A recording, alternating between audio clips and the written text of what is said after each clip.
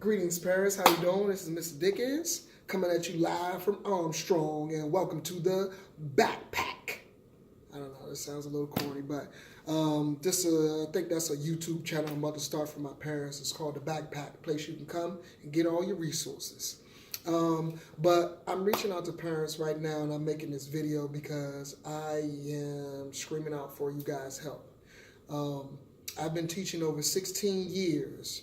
And this year, I have 2 classes, 32 students, and overall, cumulatively, this has probably been the most ready and prepared 4th grade group that I've ever had. Already coming into me. I don't have a lot of students who are far below grade level or anything, for that matter. With that being said, I'm reaching out parents because I really need your assistance to help your children progress and grow in my classroom the way that I know that they can. But there are a few things that they have a difficult time doing consistently on a daily basis. The first thing, first before I go into those things, I'm not going to sit up here and claim myself to be the greatest teacher in the world. But I've been teaching for a long time, and I've become pretty good over the years. And if a child doesn't learn in my classroom, it's basically because they're not putting in the effort. I do understand that there are days where the concepts and skills that I'm teaching, the work in the classroom is going to be difficult, it's going to be challenging. I totally understand that. But all I ask that students do is make an effort.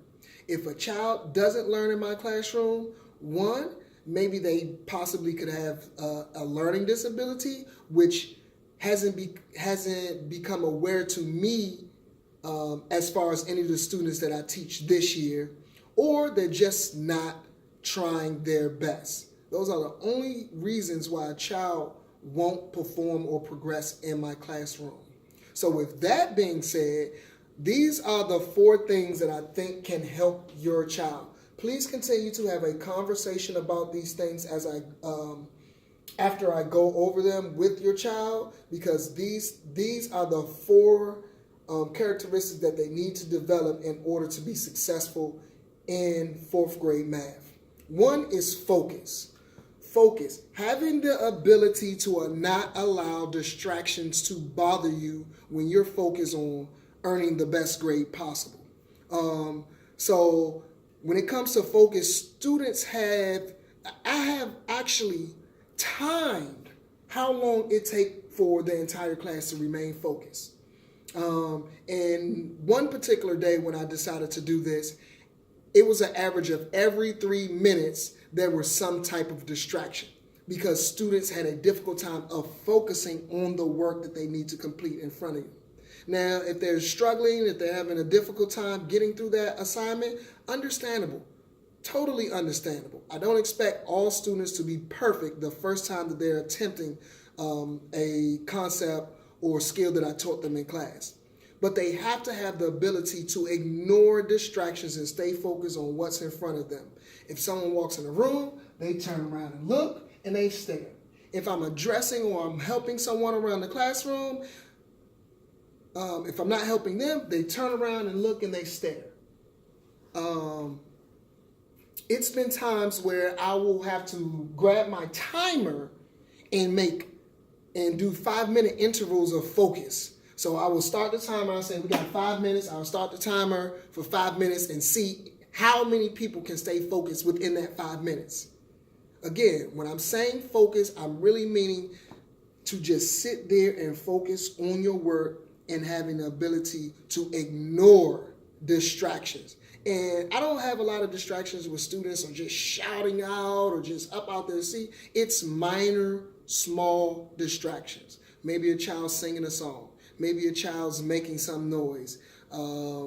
Maybe a child is tapping on the desk. Those little things, they have to have the ability to ignore them and stay focused on what's in front of them. Now, of course, if someone's bothering them, if someone's distracting them in that type of way, I have strategies for them to use in order to resolve the situation in a much more mature manner where it doesn't lead to or doesn't escalate to any further conflict. These would happen to be this up here: ignore, ask nicely, ask firmly, move away, or tell a teacher. So if someone is bothering them and they're still not able to get their work done because they've been distracted by a student, those are the rules that they should follow, or those are the procedures that they should follow. Anything else as far as focus? Oh, when I'm standing up here teaching, some days Mr. Dickens can be energetic, I want to dance, but of course, that leads to sometimes them getting off task, not having the ability to stay focused or bringing it back to a focused point where they're able to have fun, laugh, get up out their seat, and then immediately turn on the switch to get back down, sit back down in their seat to stay focused on what I'm teaching on the board.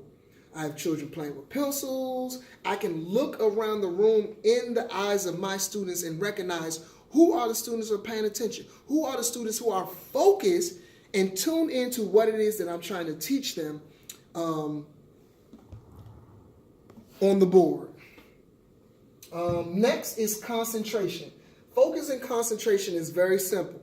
Is very similar, But what I mean by concentration, I mean to have the ability to connect this lesson with this lesson, or have the ability to use prior knowledge that they learned in 3rd, 2nd, 1st grade to use in the 4th grade. A lot of my students give up very easily because they feel like they don't know anything, or a problem requires a number of steps to follow. Again, that does tie in with the focus. Having the ability to focus and stay focused on the work that's in front of them, but also having the ability to concentrate. Meaning, looking at your notes. I just taught them something, we just copied notes. Having the ability to look at your notes, analyze the notes, and then applying that to the work that they're trying to do on paper. Or even if they're looking around the classroom at an anchor chart with an example on it, or procedures or steps to complete a certain type of problem, they have to have the ability to concentrate. Look at that. Recognize how this relates to what they're doing right now. I'm going to post another video to I guess give some clarification and give an example of what I mean, what it means to concentrate. Having the ability to use their prior knowledge and the things that they already know to come up with answers to maybe some new concepts and skills that they're learning in class. These students have to have that ability to concentrate, use what they know. A lot of times, they don't recognize that they already have the answer up here in their mind. It's there, but again, they have to have the concentration to connect what they have in their mind to what they're trying to solve on paper. Next is commitment. I can ask every child in my classroom who wants to get an A or B in this class. All hands will go up. But on a consistent daily basis, are they taking the necessary steps to earn an A, to earn a B? I should have no child in my classroom with lower than a C if they're giving their best effort. If they're giving their best effort, if they are committed to getting the best grade possible, then they have to come in here every day prepared. They have to do their homework. If they don't know their multiplication timetables, they have to go home. They have to practice. If they don't know something, I've taught students how to go look up what it is that I'm teaching in class on YouTube. To be successful in my classroom, well, let me say this. Their success in the 3rd grade doesn't necessarily translate to their success in the 4th grade. They have to work much harder than they did in the 3rd grade. The skills are a little bit more challenging, and the complexity of the problems that they have to solve are also a little bit more challenging. So it's very important that that they not only work hard in my classroom, but they also take steps outside of the classroom to help them improve in the classroom. To all parents, please, reading every day helps them in math class, because our word problems can be very difficult, and developing that comprehension, that reading comprehension, can go a long way when they're solving word problems in the classroom. And commitment goes along with this concentration and this focus also. Can I stay committed to my work when there are other things going on around me? Can I stay committed to my work when a child is trying to distract me from what I need to do? All right? If I make a mistake, am I committed to learn from my mistake, try again, correct it, and improve and progress and learn the skill that Mr. Dickens is teaching? They have to stay committed to their education and their learning. These three things, I'm really having a difficult time getting it across to students. I've tried a number of things, and being though that I'm a teacher and maybe I'm not someone in their family, my message or my delivery doesn't always get across to them the way that I would like. So I would really appreciate your help in this manner, parents. Last but not least is having a growth mindset. If you never heard of this term, basically a growth mindset is having the ability to understand that if I don't know something today, with hard work and practice, I can eventually learn it. I have a few students who came to me who may be considered below level. Those students, they're working their tails off and they are learning. They may not get it the first try. They may not get it the second try. But with a growth mindset, they understand that if I keep working at it, if I keep learning, if I keep practicing, eventually I'm going to learn this skill. That's what a growth mindset is. Hey, even me as an adult, if someone teaches me something new, I may not get it just like that on the first try or the first attempt. But the more I keep going over it, the more I keep reading, the more I keep looking at it, the more I keep practicing, the more comfortable I get. My confidence is going to grow. I'm not going to get up. I'm going to have that perseverance and that persistence to continue on, despite the fact that I may make a mistake or I may get a problem wrong. But having that growth mindset is that persistence and not giving up and understanding that if I keep working at it, I can eventually learn this. I truly believe that about every one of the students that I teach this year. I truly believe that. But it's not up to me.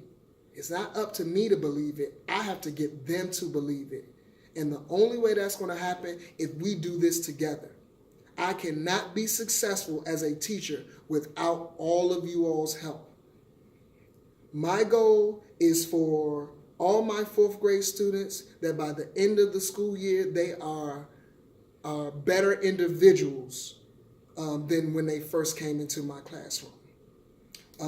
Again, no, I'm not a perfect teacher. I'm not a perfect human being. I'm not the greatest teacher in the world. But I really feel like through my experience and the things that I've learned, I do pretty good in the classroom. I try my best to, I may have an initial way that I want to handle a situation because this is what I learned was best through my teaching experience. And maybe it doesn't come across like the way I want it to when I'm delivering that message to a student. And sometimes they may get upset or they give up or they break down or